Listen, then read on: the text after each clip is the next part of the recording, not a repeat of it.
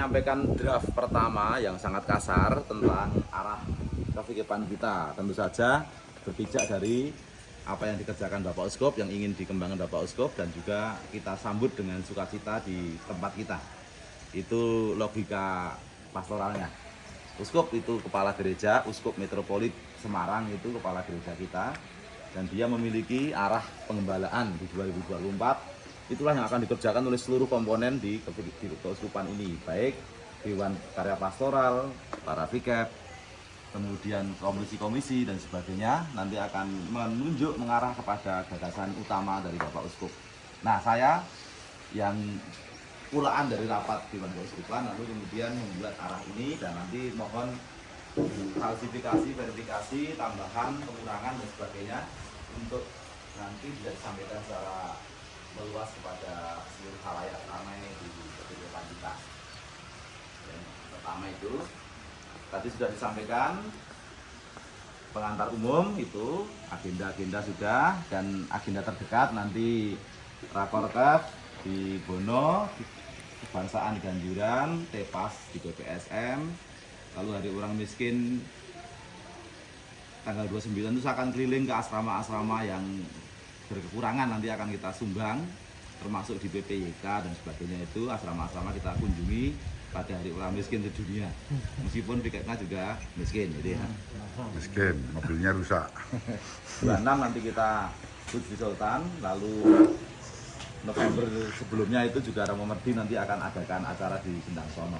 Itu nanti apa agenda-agenda terdekat kita. Lalu kita masih ada rapat-rapat kecil untuk menampilkan itu semua supaya menjadi makanan yang enak untuk semua khalayak. Ini foto yang tadi sudah tampil. Terus yang kedua, tadi disampaikan seperti itu Romo Merdi. Lalu berikutnya tema besar kita itu tinggal dalam Kristus dan berbuah, berjalan bersama untuk formasio iman berjenjang dan berkelanjutan. Maka ada tinggal dalam Kristus itu nanti perlu dipikirkan Romo Dedi, Komlit, Komkit, berbuah itu apa, KPKC, PK3, PSI, HAK, berjenjang itu KKM, kata ketik, kepemudaan, berkelanjutan itu keluarga dan pendidikan. Kita kerjakan secara sinergis dan dirumuskan dalam dan diwartakan oleh Komsos dan DH Kevikepan melalui web dan dikawal oleh rumpun-rumpun terkait nanti. Apa yang akan kita kerjakan besok itu kita garap secara sinergis dan profesional oleh komisi terkait. Misalnya soal spiritualitas, soal dasar, nanti tolong Romo Dedi, Komkit dan Komlit, bagaimana umat diajak untuk membangun relasi dengan pribadi Yesus. Yang kedua, Komkat, KKM dan Komkep, keluarga pendidikan, itu bagaimana pengetahuan dan kesadaran tentang iman dan misi kita. Lalu KPKC, PK3, HAK, PSE nanti bagaimana gereja kepikepan itu relevan pada zamannya.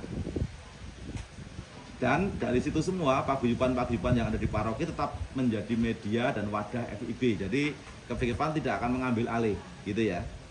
Fokus atau lokus pastoralnya tetap di paroki.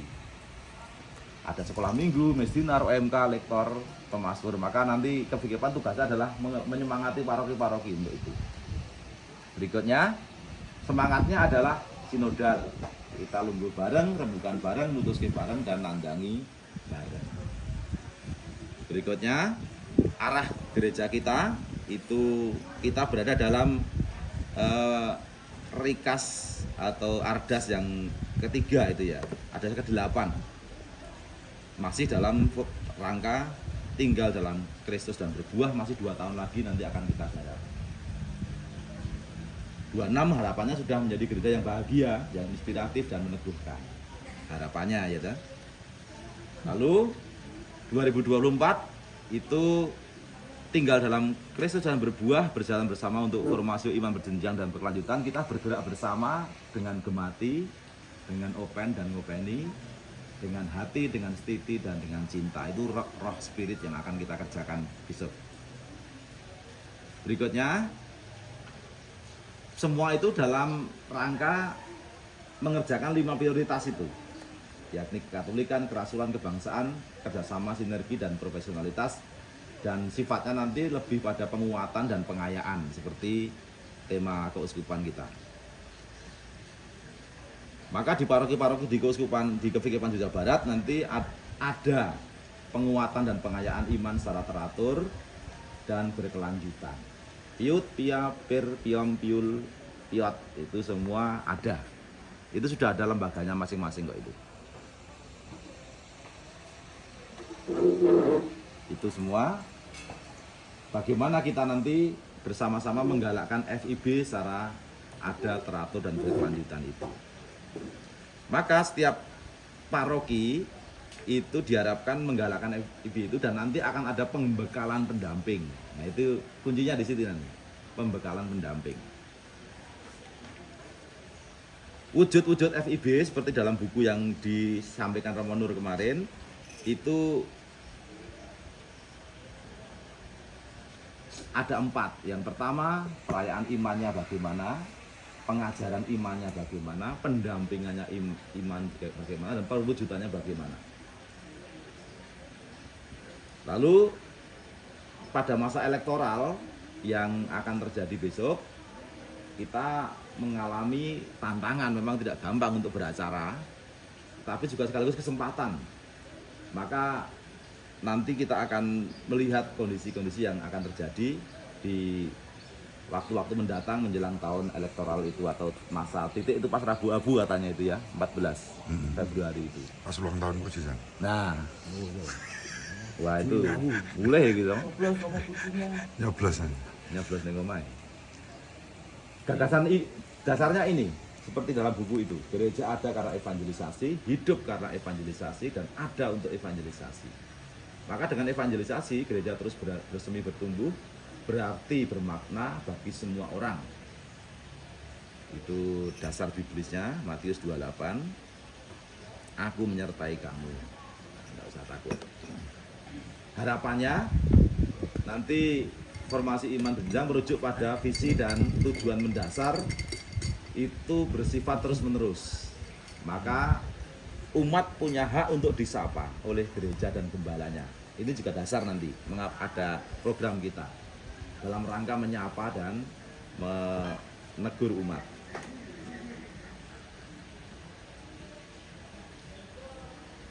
Terus evangelisasi kita sudah tahu, lalu formasi iman itu konsekuensi gereja yang sifatnya itu misioner, maka evangelisasi harus dilanjutkan dengan formasi iman itu. 4 pilarnya ini, pengetahuan iman, kitab suci, katekismus, ajaran gereja, seruan paus, yang terbaru apa Romo? Laudato. Laudate Deum. Laudate Deum, itu kalau sudah terjemahkan nanti kita punya pasti itu. Sudah ada. Oh ya, nanti di PowerPoint sehingga Idol ngarung Idol nanti ana stipendium. Nuk, gawe nuk, atole nuk. Lalu tradisi Katolik, moralitas Katolik, dan menjemaat masyarakat. 4 pilar ini kita nanti akan kerjakan di 2024, dikemas secara apik dan menarik, kreatif dan inovatif, sehingga anak-anak muda umat itu tertarik dan melirik.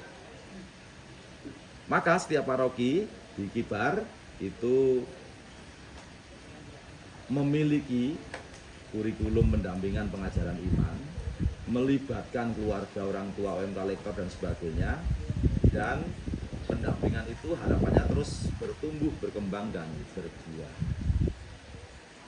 Tujuan akhirnya adalah bagaimana itu Yesus Kristus menjadi bahan pembicaraan utama, iman, harapan, kasih itu bertumbuh makin kuat, umat bahagia, damai, ceria, gereja menjadi rumah kedua, gereja memiliki energi positif, orang pulang dari tempat kita itu tidak hanya misa tapi juga nanti bercakap-cakap dan sebagainya, itu menjadi lebih happy, dan kemudian aktif terlibat dan merasa handarbeni gereja, handarbeni pasamuan, handarbeni bangsa ini, arahnya gitu.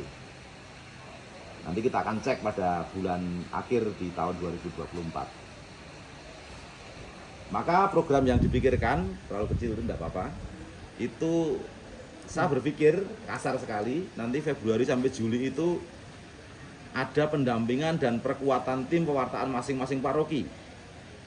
Misalnya pendalaman rohani, pemahaman, pembekalan, dan pelatihan. Yang kedua, membuat sentra-sentra pembekalan di 3 lokasi terpilih.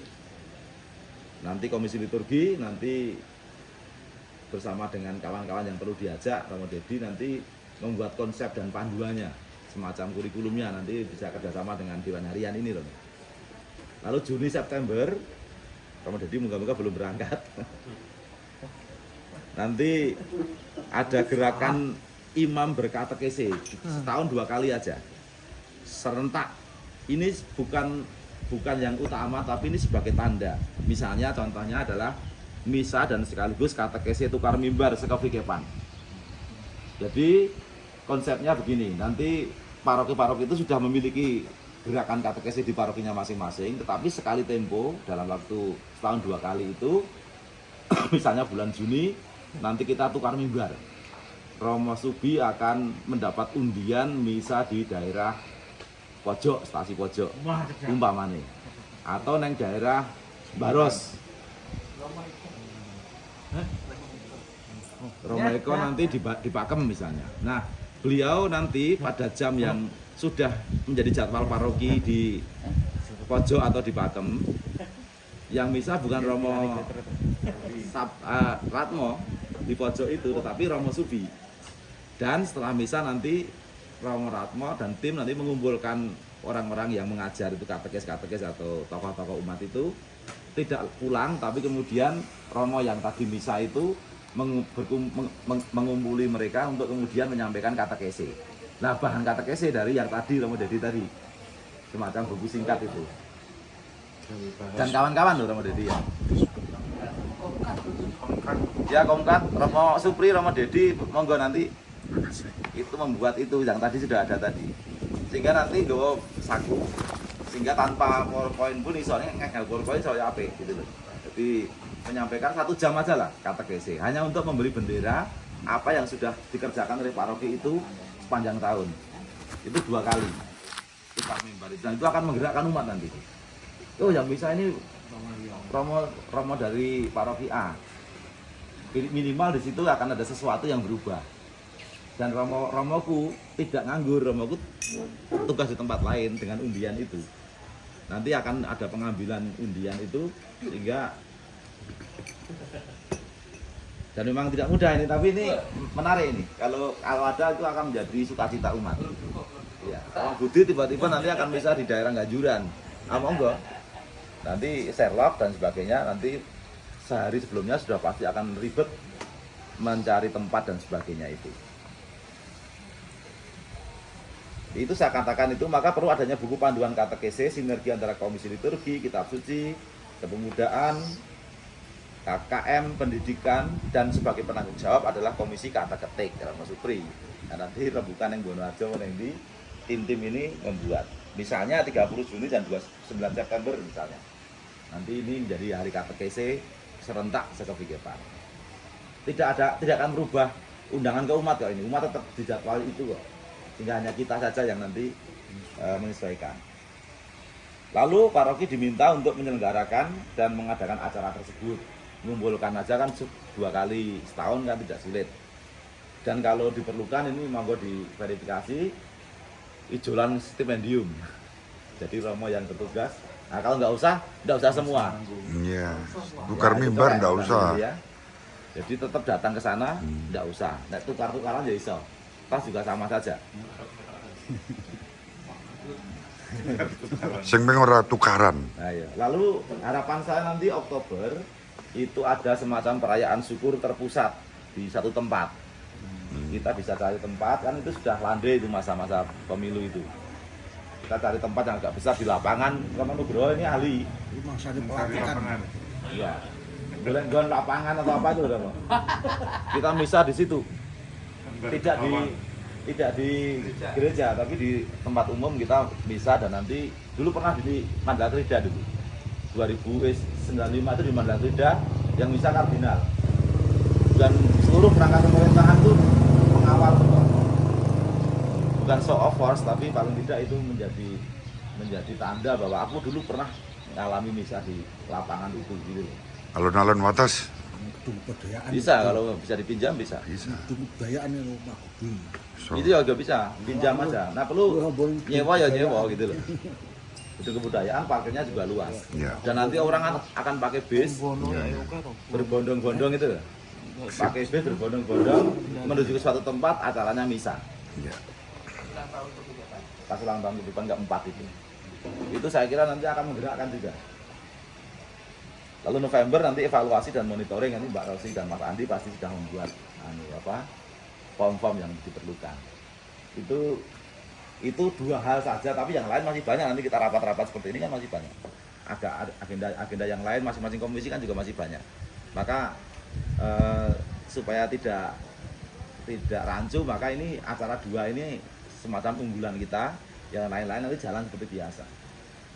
Komisi dengan tugasnya, dengan rapat-rapatnya itu monggo nanti tetap berjalan.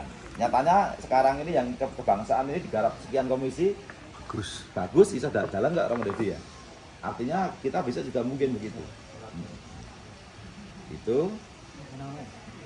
Itu kira-kira nanti akan seperti itu. Nah, monggo aku nyuwun penggalian Romo. Ini mana yang oke dan tidak usah sungkan-sungkan, pra perlu dan sebagainya ya monggo aja. Nanti ini hanya percikan ide spontan yang saya pikirkan cukup lama. Maka nanti kira-kira itu sehingga asik gitu nanti relasi kita sekepikepan itu bukan hanya BBA ini paroki menaku enggak, tapi imam-imamku di kepikepan Jawa Barat itu adalah sama dengan pikirnya juga duwe pangreksa di paroki lain. Kayak bagianku gitu. Aku dimisani Romo saka kono, paroki kono sedulurku. Nah, suasana itu. Jadi kalau disingkat nanti kalau saya almarhum misalnya Romo Wondo itu menganggap kepikepan sebagai paroki besar gitu. Ya, kayak paus. Kan duit tabungan. Ora. Sing bisa kuno ya berarti. Lagi yuk tabungan. Yo. Nah, itu kira-kira Romo nanti akan saya sampaikan di pertemuan komisi besok di Bonoarjo. Tetapi sebelumnya nanti Mbak Rosi dan Mas Andi nanti akan membuat form untuk evaluasi singkat kepikepan kita komisi-komisi. Nanti saya nggak tahu dipikirkan seperti apa. Supaya nanti pas di Bonoarjo itu ada 2 acara yang tidak panjang, cukup 2 jam.